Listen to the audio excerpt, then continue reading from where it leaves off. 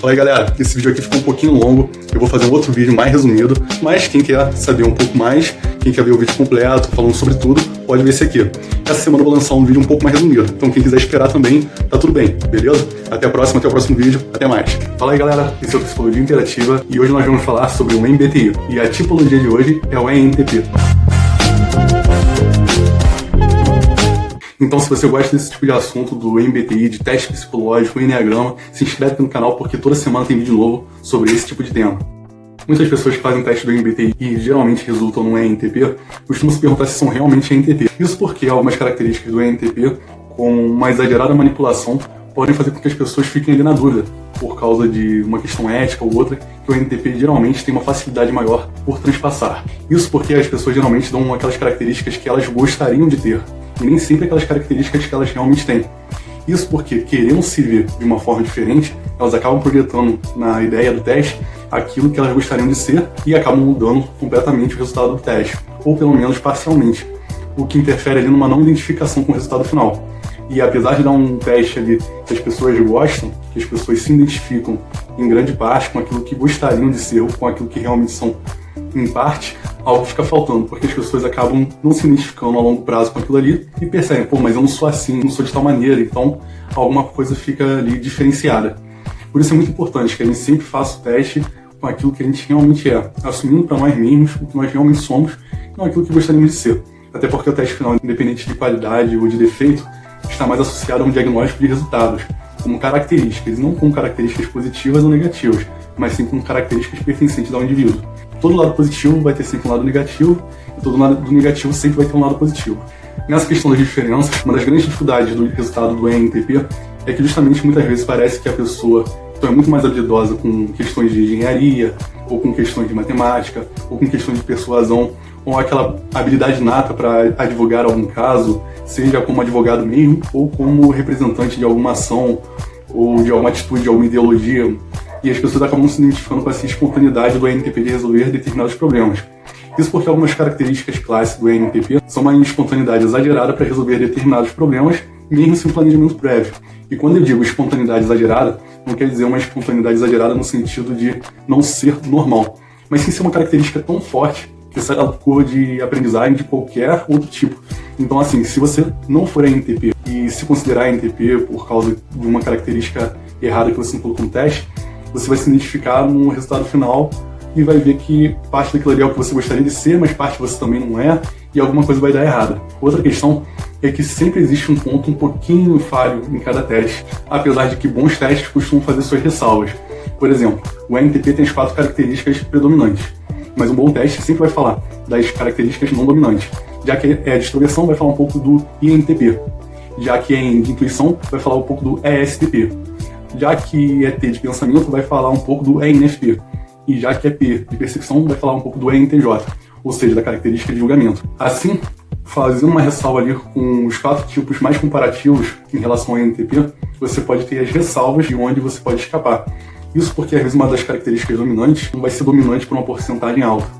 Vai ser dominante por 55% a 45%, ao invés de outra característica que pode ser dominante de 90% a 95% versus 5% a 10%. Então, dessa forma, o resultado final pode ali ocasionar uma diferença ou por um erro no teste, ou então por um erro na sua interpretação. Porque você viu ali uma característica que não tem tanto a ver com você, mas é porque você tem uma outra característica ali muito bem equilibrada. Então você não tem aquela característica que chama tanta atenção.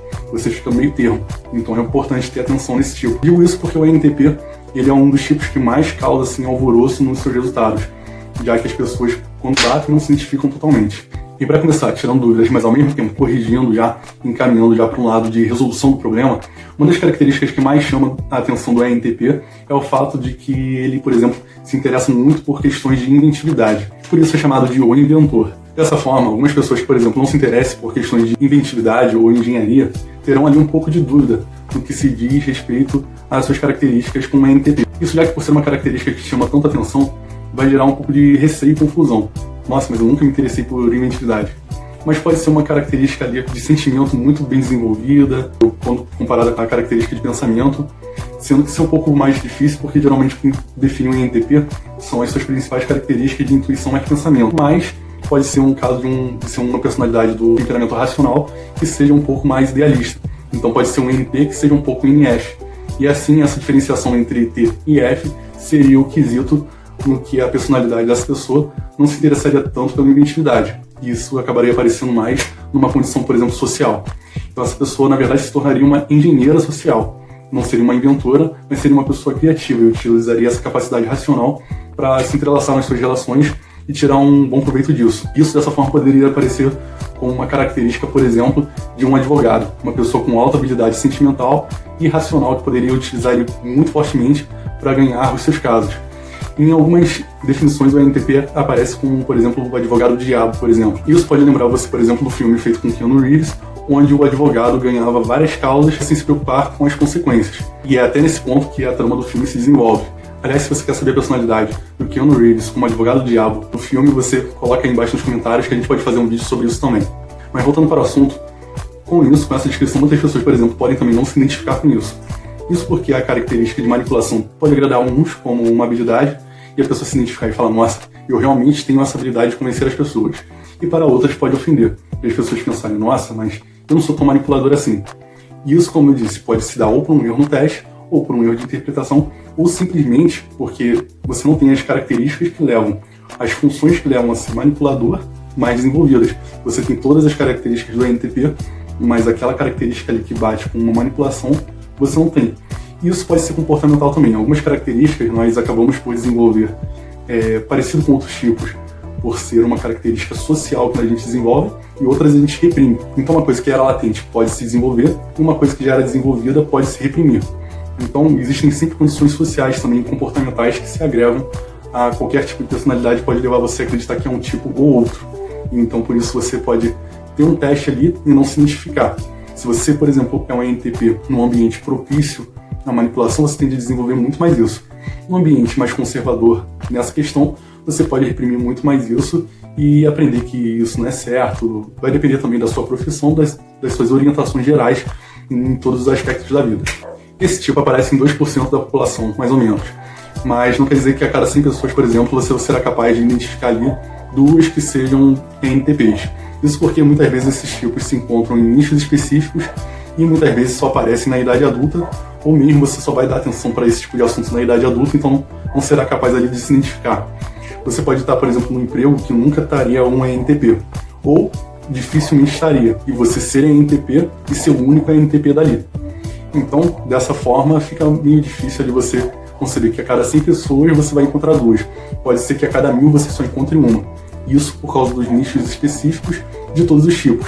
Claro que alguns tipos podem andar ali mais próximos uns dos outros, mas dificilmente haverá um nicho onde tenham todos os tipos englobados ali juntos. Isso porque algumas funções específicas da nossa sociedade comportam pessoas específicas. Por exemplo, um advogado vai ter mais tipos de pessoas, um atleta outros tipos de pessoas, e assim em diante. Entrando novamente nessa característica da manipulação, que é uma característica que realmente destaca muito esse tipo de personalidade, é importante que cheguemos à conclusão de que, em primeiro lugar, manipulação não significa necessariamente que você vai enganar as pessoas. Isso porque algumas manipulações elas podem ser pontuais ou superficiais, de forma que não altere significativamente a vida daquelas pessoas com que você lida.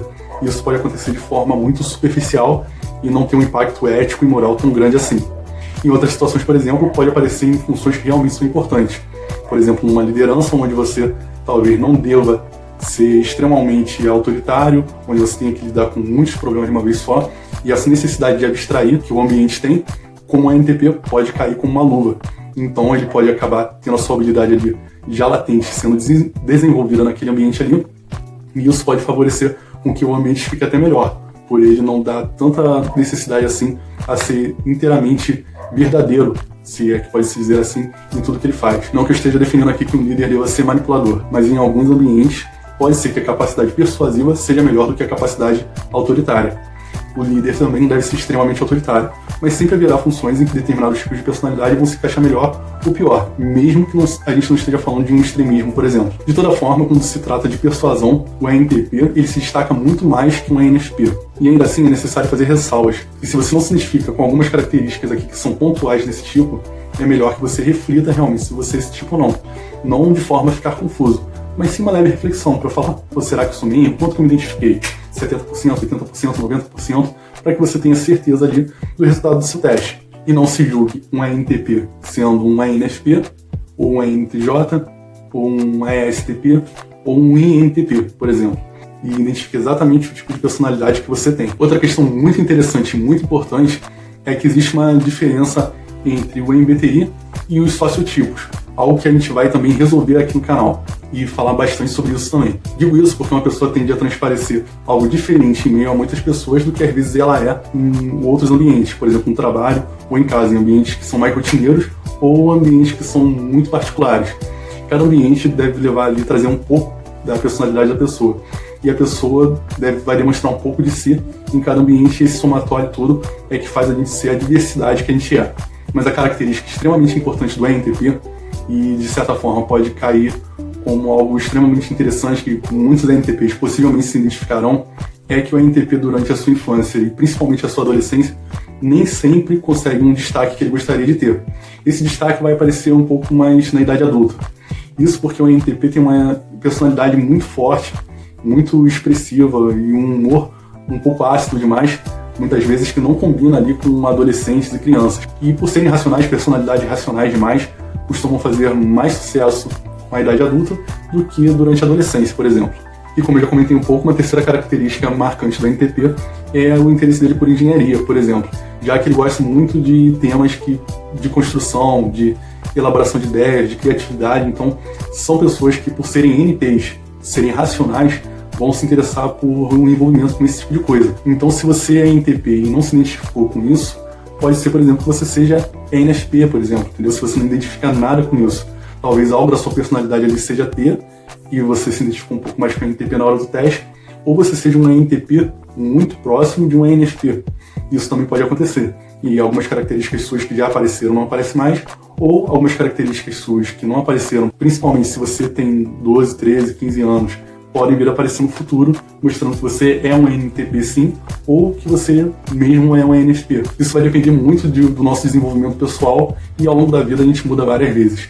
Uma pessoa pode se identificar com um teste aos 10, 12 anos, 15 anos, e com 30, 40, 50, 60 anos se identificar com um tipo de teste completamente diferente. Uma outra ressalva muito interessante é que se você é o tipo intuitivo, decidido, prático, mas não é muito envolvido com pessoas, por exemplo, talvez você seja um ENTJ e não um ENTP. Mas é claro que esse vídeo também não é para você ficar se perguntando se você é ou não. É uma simples forma de, através de comparações, você saber se identificar e saber um pouco mais de você, já que se você se identificou realmente, você pega e vai falar assim, pô, realmente todas as características que estão sendo faladas, eu sou realmente ENTP. Ou não, você pensar, nossa, eu realmente não sou ENTP, eu sou ENTJ. Ou pensar, pô, eu sou ENTP, mas com uma característica também de ENTJ. Minha característica de percepção e julgamento ali estão muito variadas, entendeu? Então é somente para você se identificar. Porque a tipologia não é uma crítica, é um autoconhecimento. Outra coisa muito interessante é que o ENTP é tão relutante ou mais que o INTJ a aceitar, por exemplo, paradigmas. Isso porque ele é uma personalidade mais extrovertida e espontânea, com algumas características ali que se assemelham ao INTJ, mas ele expõe isso mais rapidamente. Então ele pode acabar rompendo com todo o conservadorismo de um determinado ambiente simplesmente para expressar a sua essência, a sua naturalidade. Essa é uma personalidade que se interessa por variados assuntos. Então tendem a absorver muito conhecimento e romper com crenças, paradigmas e qualquer conservadorismo pré-existente. Uma similaridade muito grande que esse tipo tem é com o INTP, já que ele gosta muito de inventar e melhorar as coisas. O INTP também é muito bom em aprimorar as coisas. Então essa personalidade pode se identificar e trabalhar muito bem com esse tipo. No final das contas, criar algo melhor em cima daquilo que já havia sido criado é uma das suas grandes especialidades também. Algo extremamente importante ao falarmos desse tipo de personalidade é que ele possui uma complementariedade mútua com o INTJ, sendo assim quase impossível falar de um sem falar de outro. Dessa forma, o que o INTP expressa de forma prática e imediata, o INTJ tende a expressar de forma teórica e planejada. Outro ponto interessante entre o INTP e o INTJ é que são personalidades que tendem a evoluir, por exemplo, para o INTJ. Isso porque, por serem ENTs e terem uma busca por conhecimento e autodesenvolvimento ao longo da vida muito comum dos ENTs, eles tendem a chegar num ponto em que, por exemplo, o INTJ vai querer assumir a liderança de alguma coisa e não ficar mais por trás das cortinas, se expressando então como um líder, sendo assim, se for uma característica latente de extroversão, a capacidade dele de se desenvolver dessa forma, ele se mostrará assim como um INTJ. Já o INTP pode quebrar a cara muitas vezes, o que é muito comum dele, por não seguir parâmetros, não seguir regras, não seguir planejamento, e ele fica muito acostumado a utilizar apenas um esboço, mas em algum momento da vida, uma das formas dele se desenvolver melhor pode ser justamente passar a planejar mais. E algumas características são plenamente trabalhadas, desenvolvíveis, né, por assim dizer. E o ENTP pode acabar se mostrando como um ENTJ ao longo do seu desenvolvimento na vida.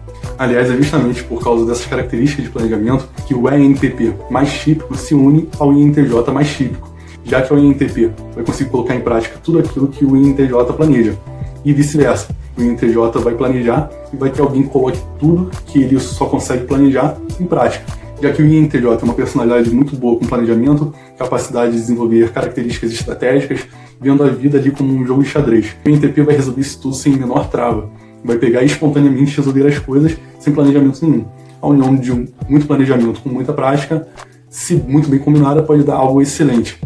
Outro tipo de personalidade muito bom para o ENTP é justamente o ENTJ, que, diferente do INTJ, tende a fazer um plano a ser seguido, e não fazer um plano para só ficar no plano, vendo segundas e terceiras e quartas e quintas resoluções, com pouco foco na prática. Não que o INTJ seja incapaz de ser prático, não é isso. Geralmente o INTJ vai ter sempre um ponto final de atitude, onde ele vai colocar a sua prática, a coisa para girar, a coisa para funcionar. Mas, comparado ao ENTJ, um dos tipos de personalidade mais práticos, e ao ENTP, o mais prático, o equilíbrio ali fica faltando um pouco para o INTJ, assim, nesse caso de fazer um plano e colocar em prática. O INTJ vai estar um pouco mais focado no plano do que na prática, apesar de conseguir conceber resultados, e o ENTJ vai estar focado em seguir um plano, enquanto o ENTP dificilmente fará planos, e se fizer vai fazer um esboço apenas para ser seguido, o que pode dar problema. Nesse sentido que ele é muito bem trabalhado com o ENTJ também, já que o ENTJ não vai ter um super plano, mas vai ter um plano a ser seguido que vai ser ótimo para o ENTP que não gosta de planejar, mas obtém excelentes resultados. Aliás, esse é o campo de atuação do ENTP. Ele atua ali quando há um plano, há uma linearidade entre o início, meio e fim, e ele precisa desenvolver sua criatividade para fazer a coisa girar o tempo todo. Enquanto o INTJ ele vai estar planejando segundas e terceiras soluções caso haja algum problema, o ENTP vai estar executando o tempo todo. E a cada momento que surgir alguma diferença, ele vai ali, vai agir, vai mostrar que é capaz de resolver aquele problema sem planejar. Na verdade, muitas dessas personalidades elas se estruturam justamente em toda a sua excelência, em todo o seu giro natural. Elas têm um ciclo natural e elas se encaixam dessa forma. Por isso que há uma confiança, por exemplo, no ENTP de se expressar sempre de uma determinada forma. Porque ele sabe que ele já não precisa de um plano, porque ele já planeja refletindo sobre todos os problemas dele, e ele mais ou menos já sabe como ele vai resolver um determinado problema a hora que chegar. Então não é que ele não pensa, ele só não tem um plano pré-planejado, mas ele tem ideias pré-planejadas para cada situação, o que é muito comum da dicotomia de percepção, principalmente em personalidades racionais. São sempre pessoas, no caso 2 tipos quando são racionais e 8 tipos quando falamos de todo o MBTI, são sempre pessoas que vão ter uma solução para um problema sem ter previamente planejado tanto. Mas quando isso é combinado ao NT, ou seja, à intuição e pensamento, isso tende a ficar muito fortalecido. Dessa forma, pessoas NTPs vão ter, independente de ser introvertidas ou extrovertidas, vão ter uma capacidade muito grande de resolver problemas à medida que eles aparecem. Isso porque elas já vão ter refletido muitas vezes antes sobre os problemas e vão ter as ideias delas, apesar de não ter um plano fixo.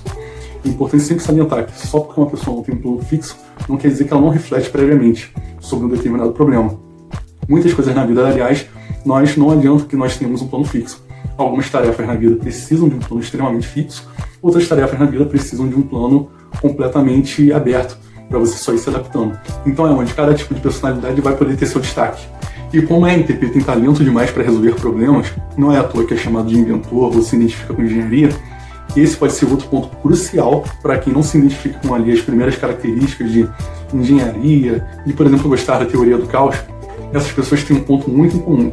Quando você é ENTP, o ponto crucial da sua personalidade é a sua capacidade de resolver problemas, solucionar problemas. Então, se alguém chega e fala para você que determinada tarefa é impossível ou quase impossível de ser feita, isso vai te motivar a solucioná-la rapidamente, principalmente se for uma tarefa que não requer muito planejamento e tem uma demanda muito grande, mas muito grande mesmo, de resolução de problemas e problemas sérios que precisam ser resolvidos rápidos, com grande espontaneidade. Por exemplo, como é o caso de um plantão, por exemplo. Alguém que faz medicina e vai resolver um plantão numa emergência. Uma questão onde há uma necessidade tão grande de uma resolução de problemas de caráter intelectual, que é muito comum de todos os NTs, mas precisa de uma espontaneidade muito grande e um foco muito grande no externo, o que é comum somente ao ENTP nesse caso. o ENTP ali estaria no seu carro-chefe, na sua casa, onde ele poderia expor grande parte das suas características naturalmente e se sair bem com facilidade, com muita naturalidade. Outra coisa para a gente refletir é que todas as personalidades NTs costumam ter características que chamam muita atenção, principalmente quando falamos dos ENTPs e dos INTJs.